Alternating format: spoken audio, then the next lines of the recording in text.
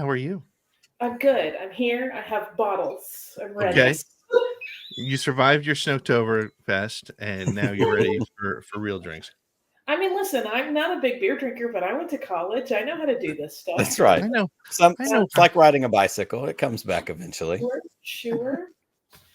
Hey guys, thanks for having me. It is always a pleasure. You have joined us for so many different things, whether it's Halcyon tours, whether it's talking about, podcasting, talking about Star Wars and Full of Sith, your Star Wars podcast. You are, and we have several folks over the next several weeks that fit in this category. You're one of those great multi-hyphenates, and you have added author, podcaster, convention stage panel host. You do so many things. Here's what we're going to do, first of all, because everybody loves talking about themselves. In the off chance some person accidentally stumbled in here and doesn't know who Holly Frey is, please tell us a little bit about yourself, the things you do, and then we're going to transition into talking about this amazing book. Okay. Such a rough question. Hi, Holly Frey. I podcast for my job. I host a podcast called Stuff You Missed in History Class and another called Criminalia, and I executive produce shows on occasion for iHeartMedia. And that's what I do by day. And then I also host Full of Sith for my Star Wars fix because I love Star Wars desperately.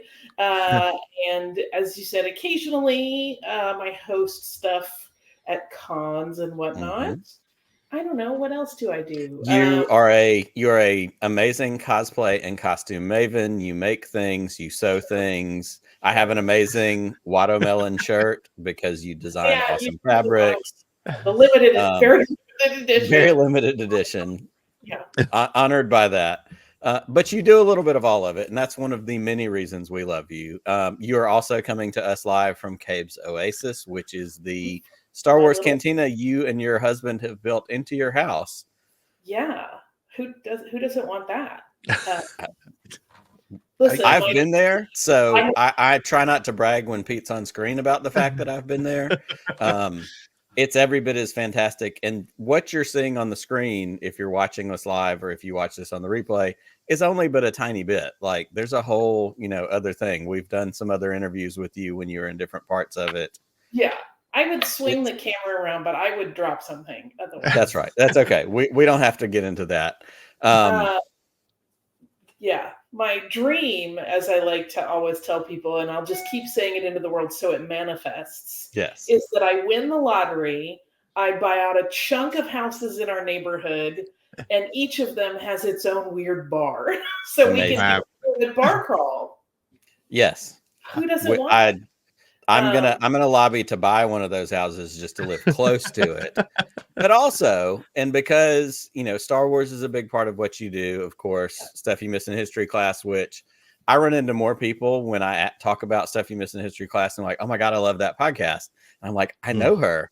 And I love it too because I love history. No, she's not awful. But you are, and you and your wonderful husband, Brian, who is also a great friend of our show, y'all are dedicated Disney folks, Indiana Jones. Like there's so many things. And you talk about, win the lottery, get houses in your neighborhood and different themed bars. You're only a few feet from another bar also in your house, which is a tiki bar. So, you're living it right. You're living the dream that a lot of us want, which is, I have multiple themed bars in my house. So let's not bury the lead entirely here. Yeah. Yeah, the tiki bar is now kind of like the ice cream lounge because when we built this bar, I felt bad that wasn't the coolest room in the house anymore. Now that's where we do like the soft serve and we have like a whole little situation there. And it's where we build our Legos. But I will build a million kooky bars. I love that. Hey, there's no shame in that game. Well, tonight's focus is, as much as we love Star Wars, and we may circle back to Star Wars here in a little bit, we're talking about killer cocktails. We both have our copies right here. Claire had hers. This is fantastic. And I'll put the link to Amazon while you're talking. I'll put it in this is available. It came out Tuesday, if I'm not mistaken, 2 days ago. It came out. I highly recommend. this. If you love, I don't know, if you listen to Criminalia, talk a little bit about Criminalia, about that podcast specifically, and then, how that led to the book, what you've done. And then as we get into the drinks that Pete and I have made, we're going to kind of highlight some other fun things that you have done in there. But talk about the podcast and how it led to the book. So Criminalia is a show that when I want to make sure as I tell this, I'm not blabbing anything I shouldn't. I mean, I don't think I would, but I'm just, so iHeart podcasting division has a deal with Shondaland Audio. So Shonda Rhimes' production company, they wanted to get into the podcast space. And for its launch, I was executive producing their slate. And my boss was like, hey, we need something in the history space. He had thrown some stuff at me and been like, is any of these like a potential jumping off point? And I ended up getting super invested in this idea of doing a show about historical true crime and specifically women poisoners, which is where it started. And then it was like, well, who should we get to host it? And I was like, me, I don't want to give this up anymore. Right. So I got to create this show. So it's sort of my baby, which is great. And then I brought in Maria Trimarchi, who is my co-host and my co-author on this book and is amazing and a really wonderful collaborator. And I had this like wild hair of like, wouldn't it be fun if I somehow made it part of my job that I have to drink? So, I mean, every Wednesday morning I'm at the liquor store buying supplies and it's sanctioned. And it's for work. It's super fun. So we added a cocktail segment partially too, to like lighten it up because some of these stories are dark, and particularly the things that we have tried to shine a light on, especially in that first season, which was the Lady Poisoner season, is like a lot of these women that have been vilified. Like some of them, when you dig a little deeper, you find out like, oh, this woman is a poisoner and is teaching other women to poison because they have no recourse to get out of abusive marriages. Like we're talking way back in ancient Rome, and like this was their only way out. And so it starts to be, it's in a way it's nice because you're shifting the perspective on how people view them, but it's also like heavy stuff. You're talking about domestic abuse and like people having no agency. And so it was like, what if at the end of shows like that we could just have a cocktail and like smooth it out a little bit on the finish. Take the edge off the murder a little bit. So that's how we started doing the cocktail segment. And as we've gone through each season, the cocktail segment takes on a slightly different tone, which is just me being a ding dong and trying to make it hard for myself. Like we did a season on art heists, and unbeknownst to my co-host, I was making every drink match the colors in the piece of art that had been stolen. And she didn't figure it out. I kept thinking like, oh, this one's a dead giveaway. And then finally at the end of the season, we always do a wrap-up episode where we talk about our 3 favorite stories and our 3 favorite cocktails or mocktails from the season. And I thought she had figured it out and she didn't, and I got to spring it on her.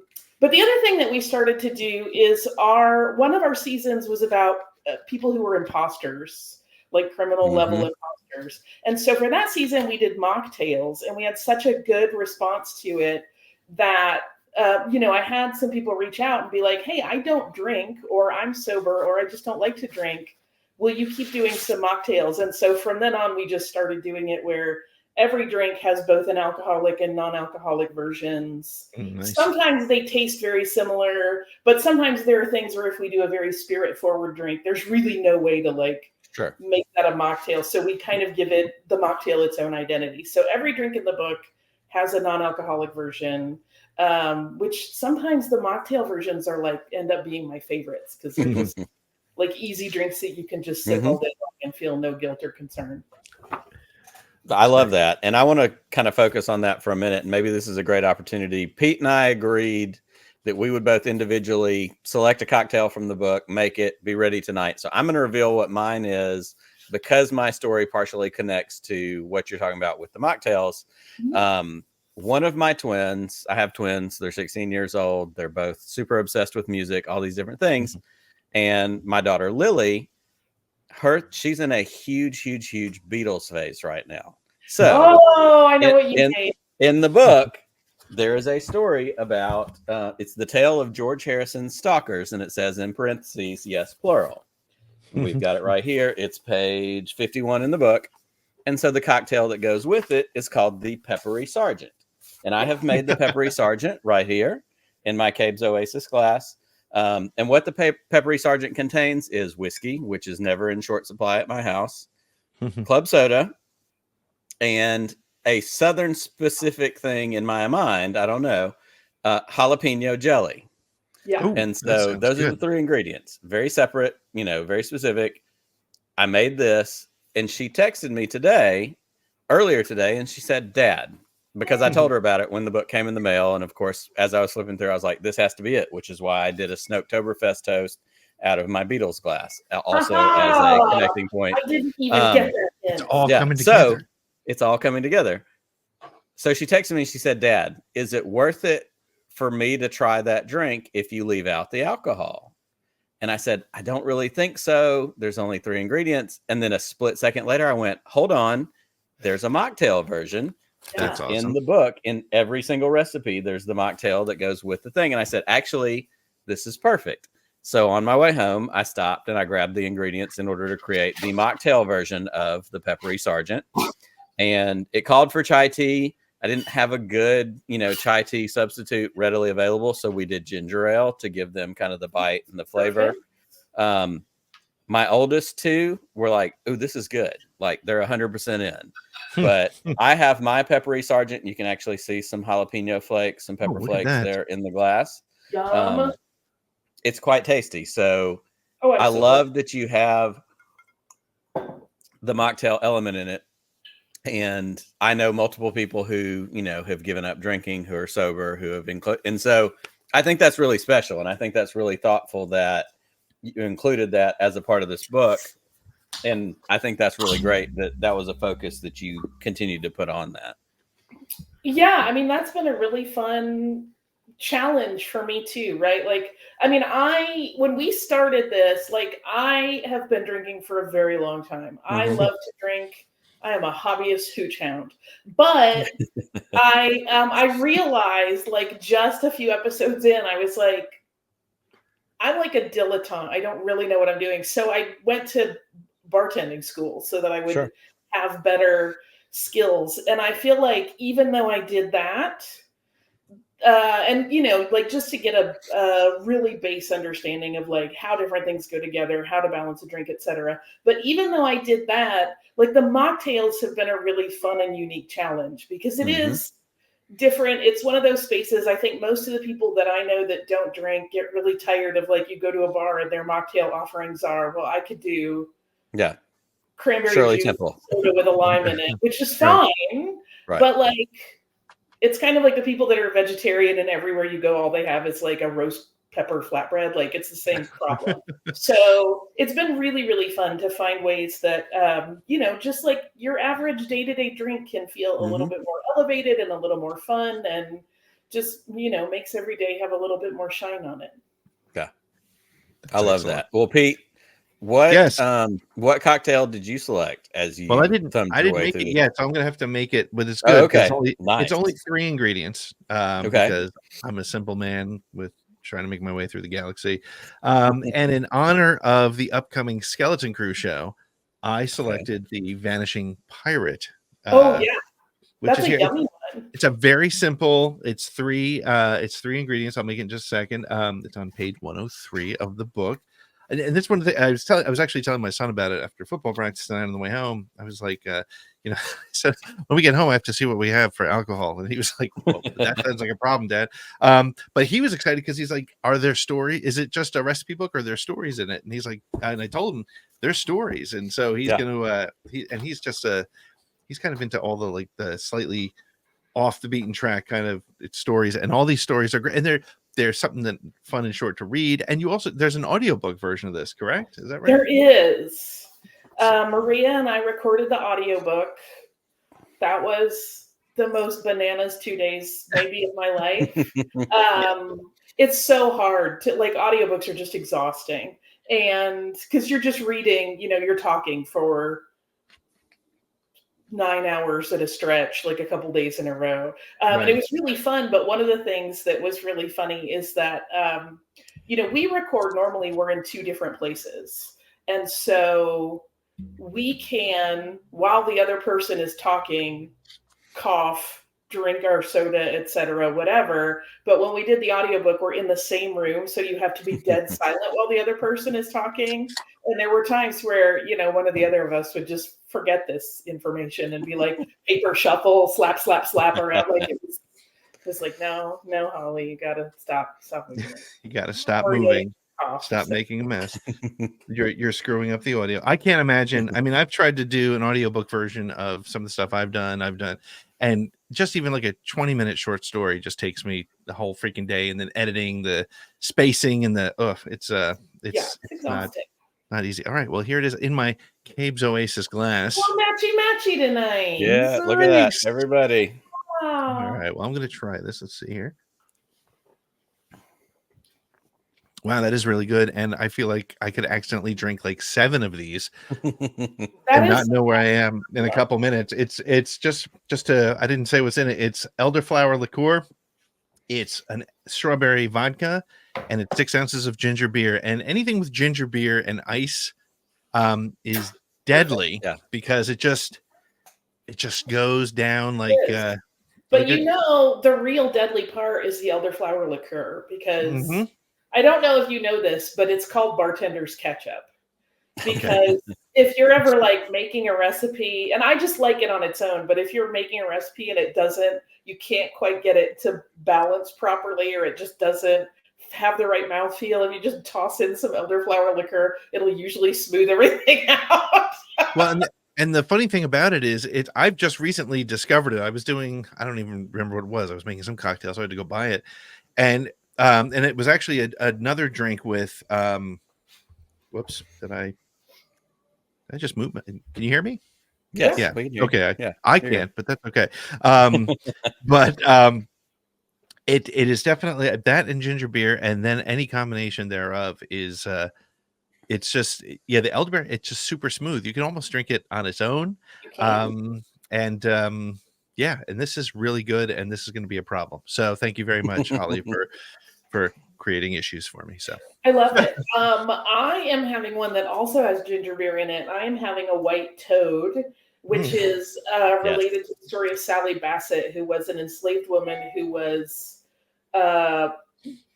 accused and convicted of poisoning her granddaughter's enslavers, which now she's kind of seen as a folk hero in Bermuda. But for this one, it's a super yummy one. White toad was the name of the poison that she is said to have used. And it's an ounce of vanilla vodka, 3/4 of an ounce of ginger liqueur, and then 5 ounces of ginger beer. And it's just like, it was an early one that we did on the show, and it has stuck with me ever since. Like, I make it all the time for friends.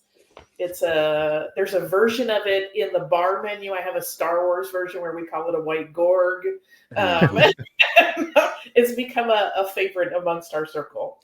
And now, you being a mixologist on top of everything else, to all your multi-hyphenate, baby. That word is very douchey in bartending circles. It feels, honestly, I feel kind of douchey saying it. As somebody who likes to make drinks and is very good at it, there we go. Do you find that like the infused vodkas and some of the liqueurs, well, liqueurs of course make a difference because it leads with that, but like some of the and this one, it's a strawberry infused vodka, which ordinarily doesn't have an overpowering strawberry taste, but it brings something to it. Do you find, like, how do you feel that plays into making some of these drinks? The thing is, right here is one of my favorite things, and it's part of like our whole ideology for the book, is that nobody needs to be like beholden to any of this to the letter. Like, the whole idea is to give people like the comfort and the tools to be able to be like, I would like this to taste a little more like this, and kind of know where they can play with it. And so that's actually a great way to shift flavors around, is just to be like, well, I like this drink, but I think if it were a vodka that had a grapefruit note or, whatever, you can do that. Here is my tip that I give everyone. If you have a regular drink that you make that's like your go-to easy peasy, whether that's like an old fashioned or a Collins or like anything. If you do a quick infusion on your base spirit with like a tea bag, it changes everything and makes it amazing, and people think you're fancy. Like if you make a vodka Collins or a Tom Collins, but you've infused your spirit with like a green tea beforehand, people are like, what is this? It tastes so fresh and bright. It's like, dude, it took me 20 minutes to like throw some vodka in a can and I mean, it's like an easy way to just shift gears and make it something a little more interesting. You know, like I have nothing against like spirit and mixer, but even that you can make a little bit more interesting and kind of get out of your rut. And I did notice it's the first time I've seen it is, you know, you had use a tea bag for this one or that one in the book, and that's so cool. And it's definitely something I'm gonna have to try. Listen, my autumn friends, this is not in the book, but if you do like a pumpkin tea infusion with your bourbon or your whiskey and you make an old fashioned that way, it's super autumnal, it's super easy, it's like no extra effort, and you have something that's seasonal and really a little more interesting than your day-to-day. That's fantastic. That's awesome. Cool. It's so great. And again, Holly has done this for Star Wars. Like I said, not to brag too much, Pete, I'm sorry, but I have been to Kabe's Oasis, and she has a menu. Like, she has printed up things. She's like, what do you want?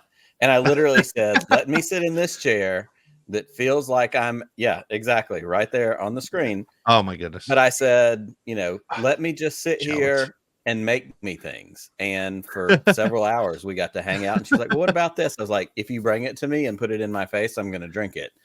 And they're all fantastic. They're thought out. They're special. There was the shot with the bubble and the smoke. There was the bacon. Actually, that may have been the same thing. No, at that point you didn't know. There's one called the Gold Leader that we do that is it's like a pineapple-y ginger. There's a little bit of cinnamon liqueur in there. We glaze the glass with cinnamon liqueur, and then I like to do a bacon infused bourbon with it, and it's just super yummy and delicious. Again, winners across the board. If you know you like, and you talked about the tea bags, Pete. I did the Indiana Jones show last summer. In fact, Holly, I think you were on with me for that. Before what's the last one called? Dial of Destiny. Dial of Destiny. Before that came out, we did the podcast of the Wills. We deep dived into Indy. We had the cocktail, and that one was it had the jalapeno syrup. And so I bought jalapenos and I boiled them down and reduced it and made the syrup. And it sat in my fridge, and I was like, this is great. And I used it for multiple things. Yeah. White lightning to sub for vodka in the drinks. Yes. That becomes a whole different party altogether. Yes, but you can do it. And you know the Brita trick, right? Like if you have it works for vodka, it works for the clear liquors. Like if you have a vodka or a moonshine, if you run it through a Brita filter, just in your pitcher or whatever, it will taste so much better after that, because it's like doing one more, almost like one more distillation pass. So if you have moonshine and you want to put it in there, highly recommend a Brita pass first. That's the way to go. Well, this book is phenomenal. Pete put the Amazon link in there. Get it. I know Brian posted a video on Twitter that it's at Barnes & Noble. It's available in a whole bunch of places. I cannot encourage you enough to check it out. Like I said, my 16-year-old who loves the Beatles was excited that I picked the one I picked. But she's also my kid everybody in my house is into true crime. And, half the time I come home, my wife and my older two are, what's the next murder doc we can watch? What's the next, whatever. And she was like, I'm going to read all the stories. And that's the thing that we've buried the lead just a tiny bit on, is there are cocktails in this book, but every single one has a story connected to it. Who the killer is, who the person is, whatever the situation. Yeah. And for people that listen to the podcast, about half of the stories in this book are from the podcast, so they're abridged versions. But then the other half and the other, half of the drinks are all brand new. So there's a mix of new and old. And I know for a lot of people that listen to the podcast, like one of the reasons we ended up making the book is that we kept getting people pinging us and being like, but will you put this online somewhere? Will you publish this? So I don't have to try to write it down in my car while I drive home. And so that's really, kind of the genesis of it. And now there's lots of new stuff with it. So it's fantastic. We truly encourage everybody to pick up a copy of it. I loved it because, of course, I love you. I love all the things that you do. I'm excited and thankful that we've gotten to be friends. It also reminds me of the earliest days of Podcast of the Wheels when I went live on Sunday nights and tried to have a specific cocktail for every guest. And I think I got as far as like 10 or 11 or 12. I lost steam at some point. Pete's was literally like, yeah, it's a shot and a beer. Like you go to a bar, like you're the regular. That's how much he thinks of me. He's like, yeah this guy would be happy with Pete it. Didn't get the effort. It was a tough week. But it's so much fun. Everybody, please check this out. Holly, we're going to get you out of here, but tell everybody about where they can find you, where they can find the podcast, stuff you missed. I'm making more of this while you do that, because that was. You can find me. I'm still on Twitter as Surliest Girl and on Instagram as SurlyGirly5. Sometimes you get free drink recipes in those places. You can find me yapping at Stuff You Missed in History. Class is at Missed in History. Criminalia is, continues apace. We are in the middle of our crime duo season, which has been actually kind of a downer. There's a lot of dark stuff in this one. But the drinks are fun. And Full of Sith is always available. So there's plenty of Star Wars chatteroo. I think those are the main places you can find me. You can find the book literally anywhere books are sold. Whether that be Amazon, your local Barnes and Noble, your Books A Million, your, all of the places.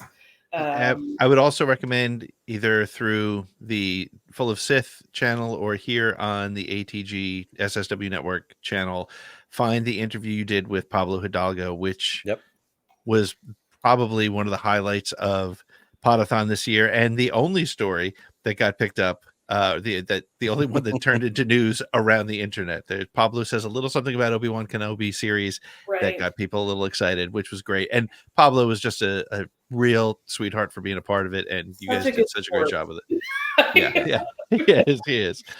But you probably owe him a lot of cocktails for that, but we appreciate it nonetheless. I bought him a few, so we're good. Yeah, we're good. Exactly. It all works out. Yes. Awesome. Holly, we cannot thank you enough for coming on. We love this book. Thank you for having me. We will continue to preach the gospel of killer cocktails. We will continue to preach the gospel of Holly Frey. And we will definitely see you again sometime soon. Hopefully in person sooner rather than later. That sounds grand. Thank you both so much. I really appreciate it. Awesome.